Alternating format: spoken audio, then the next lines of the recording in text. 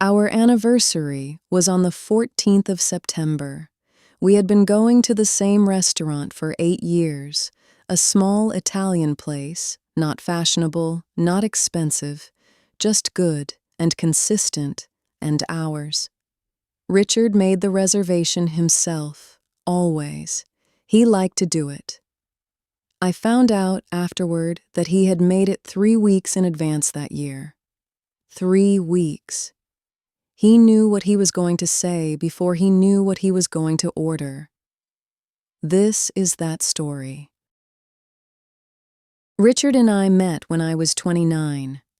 We were set up, rather awkwardly, by my colleague Philippa, who had told me he was interesting in the way people say interesting when they are not quite sure how else to describe someone. He was interesting. He was a structural engineer. He thought about the way things held together for a living, and it showed in how he talked, and how he listened, and how he approached problems. When something went wrong, his instinct was to understand the structure of it. I found that admirable.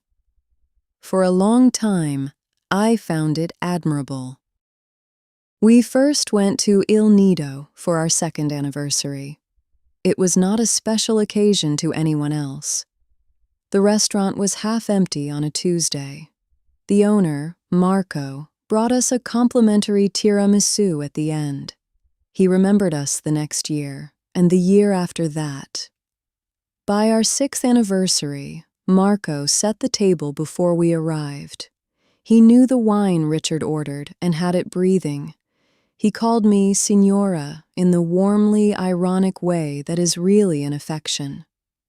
That was ours. That place was ours. I took the matchbook from the bar that second anniversary.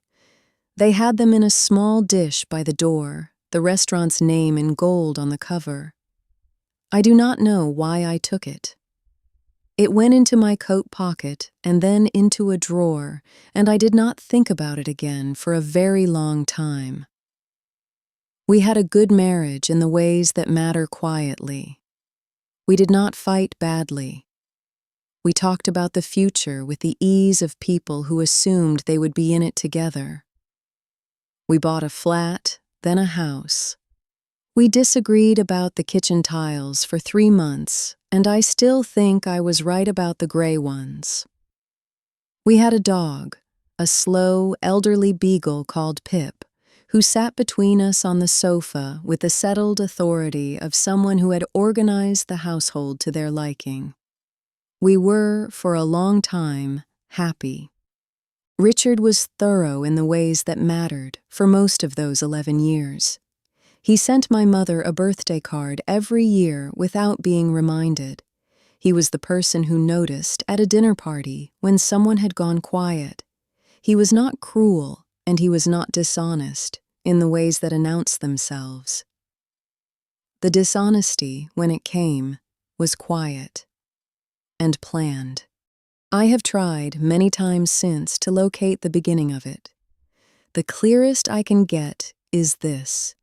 At some point, the questions stopped. Not all at once. But the kind of question that is really a way of saying, I am still paying attention, those stopped. I noticed the absence before I knew what it meant. Pip died in the January of that final year. He was 14 years old. We had had him since before the house. I was more undone by it than I expected. Not grief, exactly, more like losing the softest, most reliable thing in a room. Richard was kind about it for about a week. Then he was busy. I did not hold it against him. But I noticed.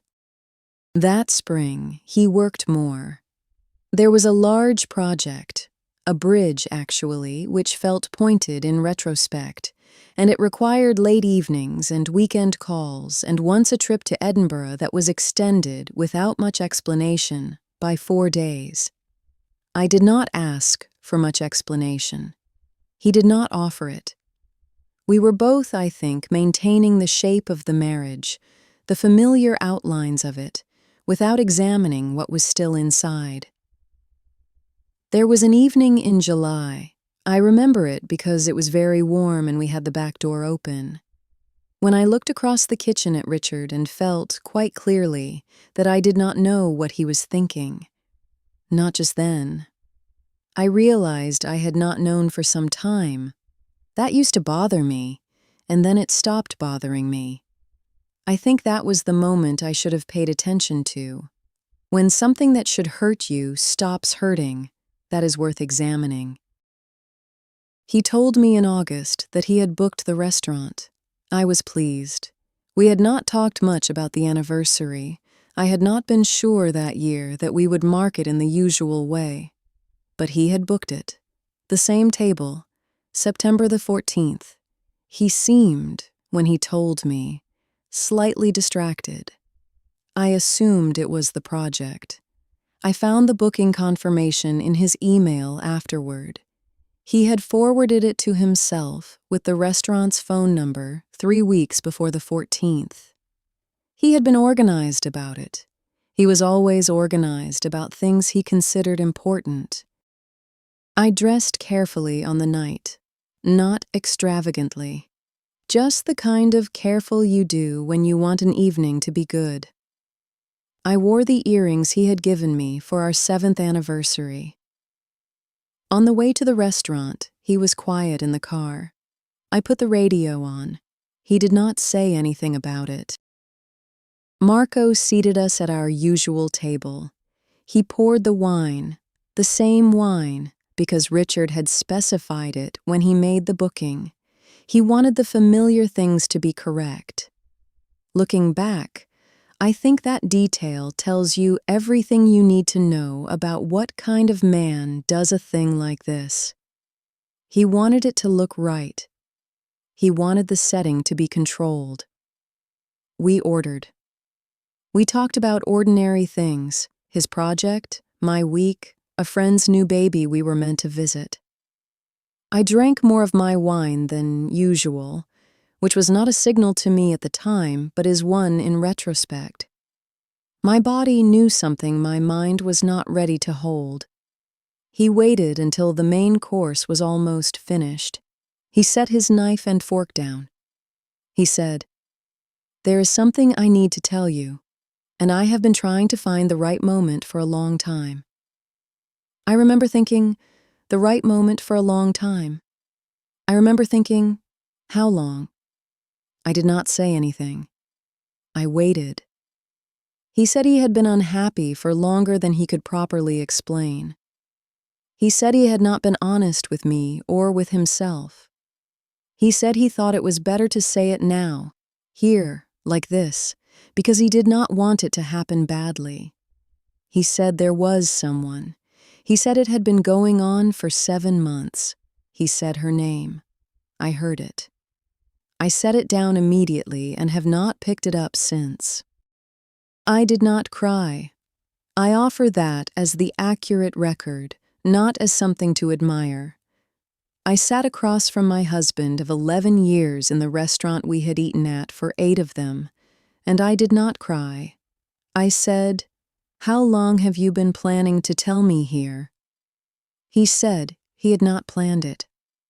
I said, "You made the reservation 3 weeks ago." He was quiet. He said he had wanted it to be civilized. He said he had not wanted a scene.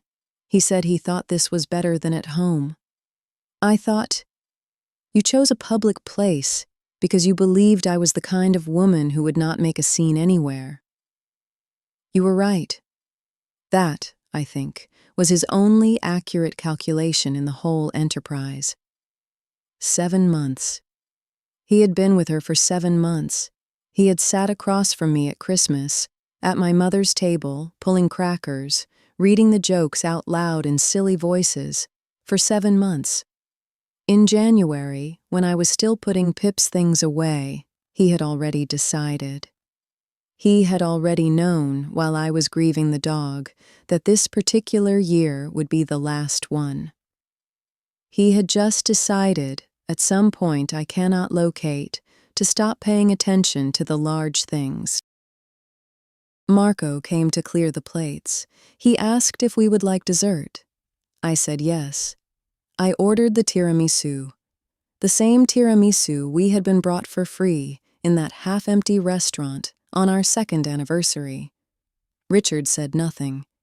He ordered an espresso.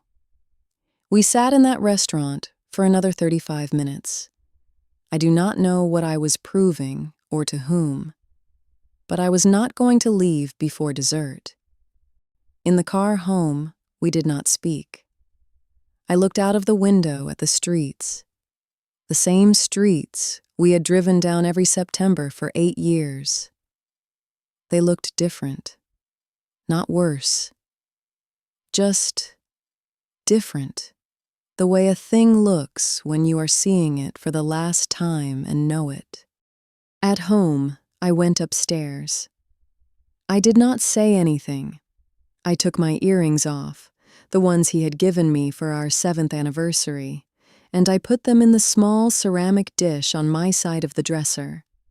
I did not throw them away. I am still not entirely sure why. Possibly because they are still good earrings, and he does not get to ruin good earrings. I called a solicitor 3 days later. I told her what had happened, and she listened in the careful way solicitors listen when they are also performing the service of simply being a person in the room. She asked if I wanted to proceed. I said yes. She said, "Good." She said it the way my mother would have said it. That helped. We sold the house within the year. The division was, in the scheme of these things, fair. Richard was not difficult about the practicalities. He was, as I said, a man who understood structure.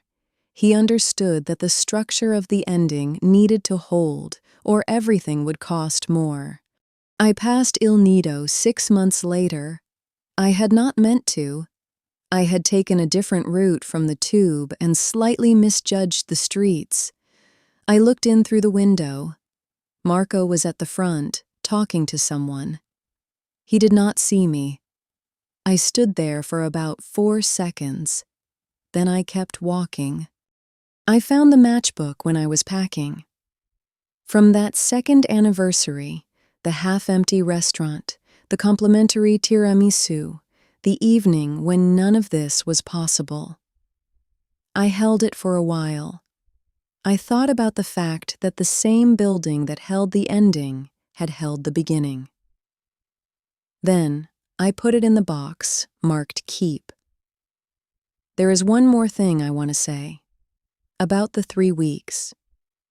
He sat with that reservation confirmation for 21 days, and he told no one, and he did not change his mind, and he drove me to that table and watched me put on those earrings and order from that menu and let all of it happen, fully formed, around a decision he had already made.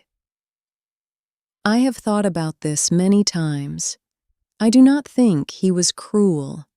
I think he was, and this is the saddest version of it, a man who confused control with kindness, who thought that managing the setting was the same as being fair.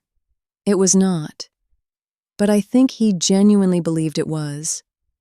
And perhaps that is the thing I have had to make peace with most. Not the betrayal, the gap between who he thought he was and who he was. I think about that gap less than I used to, and the matchbook is still in the box marked Keep. Both of those things are progress. I did order the tiramisu. For what it is worth.